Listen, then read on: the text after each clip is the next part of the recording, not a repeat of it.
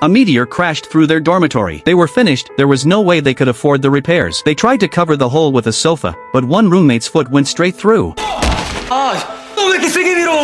Just then, the landlord arrived, saying she had dropped her ring in the hall. Seeing the roommate's foot sinking deeper, the man quickly distracted her.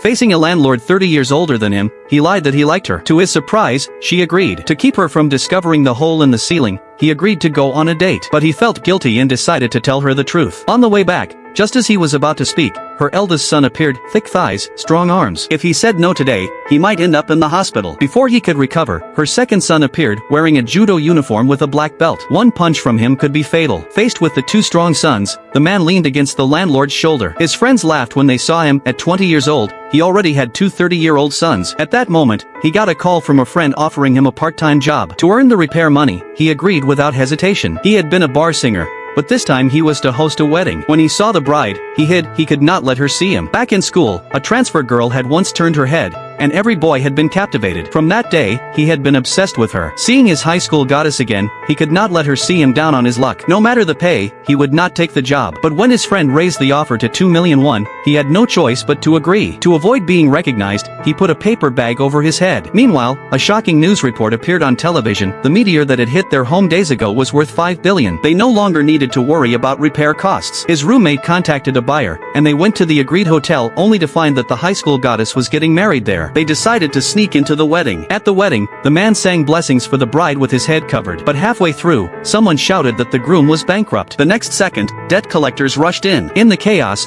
the roommate's meteor was dropped to the floor and trampled again and again. They were frantic, but the scene was too chaotic. By the time it was over, the meteor was gone. 5 billion's worth of treasure vanished without a trace.